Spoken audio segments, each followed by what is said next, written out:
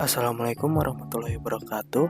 Kami dari kelompok 4 akan mempresentasikan dan mensimulasikan tentang ERP Module Operation dengan anggota saya Alvanisi Rohmael dengan NIM 263 dan Lalan Fatur Rahman Bastami dengan NIM 278. Pertama, ERP. ERP atau Enterprise Resource Planning adalah sistem informasi yang diperuntukkan bagi perusahaan manufaktur maupun jasa yang berperan mengintegrasikan dan mengotomasikan proses bisnis yang berhubungan dengan aspek operasi, produksi, maupun distribusi di perusahaan bersangkutan. Modul operasi ERP. Modul operasi itu terdiri dari General Logistik, Sales and Distribution, Materials Management, Logistic Execution, Quality Management, Plant Maintenance, Customer Service, Production Planning and Control, Project System, Environment Management, dan Environment Management. Pertama, General Logistik atau LO adalah proses flow atau aliran pendistribusian yang efisien dan penyimpanan barang dari titik asal atau produksi ke titik konsumsi atau customer. Logistik adalah bagian dari proses supply chain atau suatu metode untuk mengontrol aliran barang. Atau dalam kata lain adalah logistik adalah proses pergerakan barang dari gudang menuju tangan konsumen. Sales and Distribution atau SD merupakan ujung tombak dari suatu perusahaan untuk mencapai tujuan dari perusahaan tersebut. Sales menitikberatkan pada teknik dan mencari pasar untuk produk. Sales harus selalu ditunjang dengan proses distribusi yang baik. Proses distribusi harus merata dan harus menerapkan prinsip on-time delivery. Lalu ada Material Management atau MM. Tujuan dari modul ini adalah mengoptimasi semua proses yang terkait dengan perencanaan, pengadaan, pembelian, hingga penyimpanan material.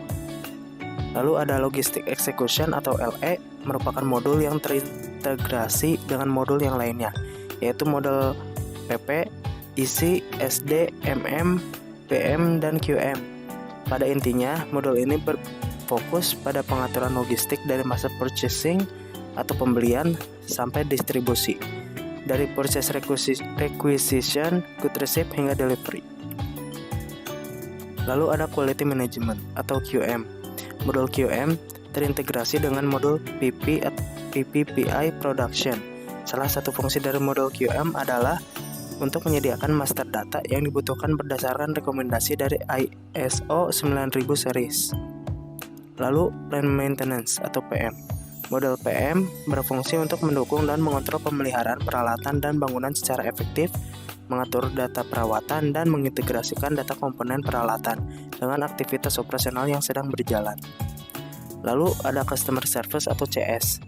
CS dirancang khusus untuk memenuhi kebutuhan perusahaan, pengolahan untuk pemrosesan, order penjualan, manajemen hubungan pelanggan atau CRM, distribusi fisik, faktur, dan aktivitas pelanggan terkait. CS modul menawarkan kemampuan untuk memproses perkiraan penjualan, pesanan perusahaan, dan jadwal rencana pengiriman. Selanjutnya ada Production Planning and Control atau PP yang akan dipresentasikan oleh Lalan Fatur Rahman. Oke, selanjutnya saya Lalan Fatur Rahman Bastami dengan NIM 175520128 ingin melanjutkan presentasi. Modul selanjutnya yaitu Production Planning and Control. Modul PP ini berfungsi dalam merencanakan dan mengendalikan jalannya material sampai kepada proses pengiriman produk. Modul PS dikonsentrasikan untuk mendukung kegiatan berikut ini. Yang pertama, perencanaan terhadap waktu dan nilai. Kedua, perencanaan detail dengan menggunakan perancangan cost element atau unit cost dan menetapkan waktu kritis. Pendeskripsian aktivitas dan penjadwalan. Ketiga, koordinasi dari sumber daya melalui otomasi permintaan material, manajemen dan kapasitas material, serta sumber daya manusia.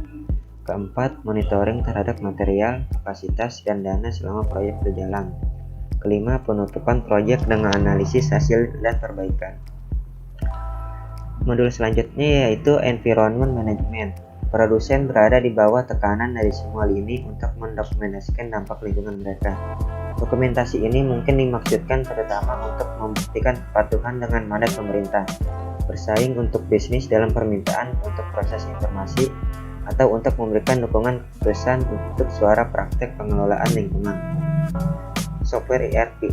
Di sini kami menggunakan software Odoo untuk mensimulasikan ERP Module Operation.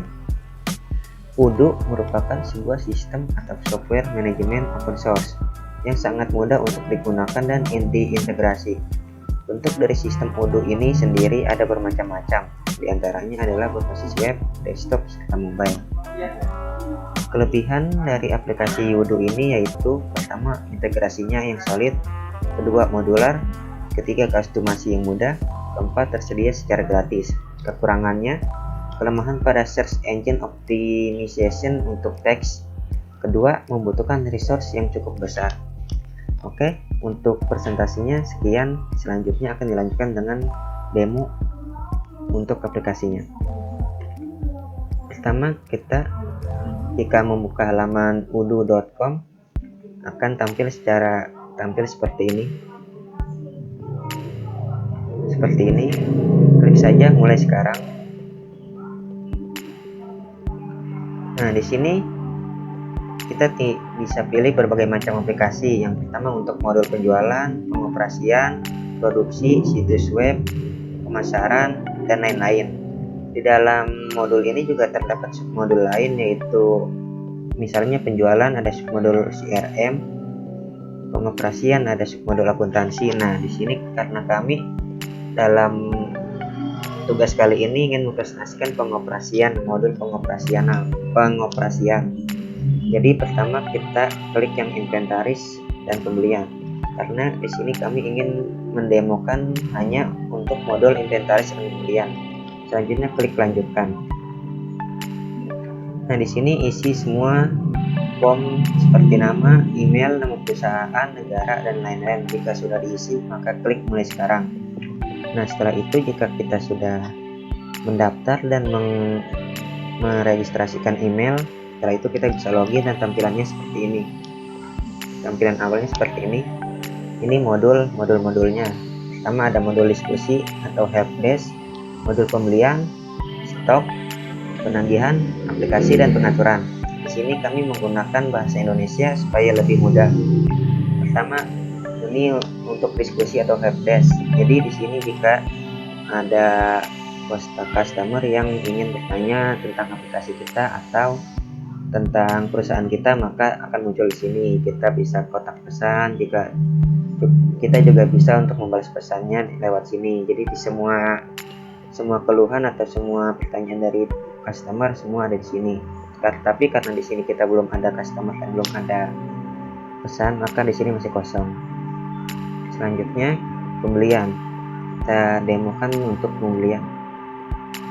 Nah, ini di sini tadi saya sudah mencoba mempraktekkan untuk membuat pembelian. Jadi di sini sudah ada nih. Kita sekarang demokan lagi. Pertama kita buat permintaan penawaran. Kita klik buat pemasok. Di sini kita coba dari misalnya Karbon Jakarta.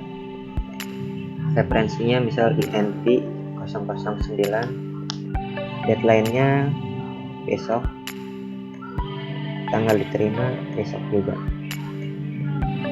Nah, ini produk, kita klik add a product untuk menampilkan produk yang ingin kita beli. Misalnya untuk baja. Nah, di sini kita harga satuannya kita tulis, dan kita kalau misalnya termasuk pajak kita nggak usah kita hapus. Kalau kita tidak ingin ada pajak, ya udah kita hapus saja seperti ini. Setelah itu kita kirim sebagai email. Nah, ini fungsinya, ini kita membuat permintaan kepada supplier kita untuk mengirimkan produknya kepada perusahaan kita. Jadi kita meminta invoice supaya supplier mengirimkannya kepada perusahaan kita. Dan sebagai email seperti ini. Maka setelah itu di email ini karena belum ada emailnya jadi belum bisa. Tapi kalau misalnya sudah ada di sini nih, sini kita kirim, maka di email si supplier itu sudah ada permintaan kita untuk membeli sejumlah barangnya kepada dia. Setelah itu kita simpan. Nah, setelah itu jika barang sudah diterima di perusahaan kita klik konfirmasi order, terima produk, validasi, kita terapkan. Nah, setelah kita mengklik terapkan, maka dia otomatis ada di dalam produk kita. Baja yang sudah tadi kita beli, dia otomatis sudah masuk ke dalam inventory kita. Setelah itu saya akan mempresentasikan tentang penagihan atau invoice. Tadi karena pembelian dan inventory itu sudah satu paket, jadi saya tidak akan mempresentasikannya. Penagihan ini untuk penagihan kepada customer. Nah, ini di sini kita membuat ininya dulu, seperti nama, alamat kita, alamat perusahaan kita, telepon. Jika sudah, kita klik terapkan. Nah, ini layout dari tentang invoice pembayaran seperti ini. Kita bisa edit juga.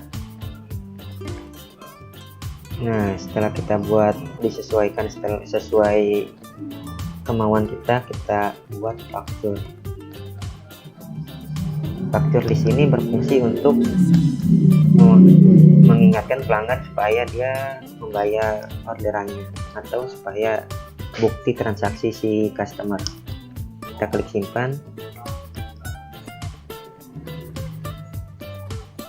Bisa kita cetak juga, cuman karena ini hanya demo jadi kita asal saja kita simpan.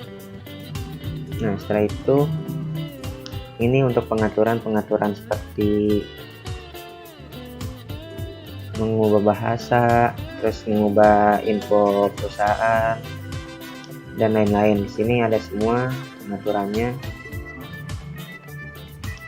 Menurut kami, dengan adanya Odoo ini sangat memudahkan bagi perusahaan untuk mengelola jalannya perusahaan, karena semuanya sudah terintegrasi dalam satu aplikasi Odoo ini. Sekian presentasi dari kelompok kami. Wassalamualaikum warahmatullahi wabarakatuh.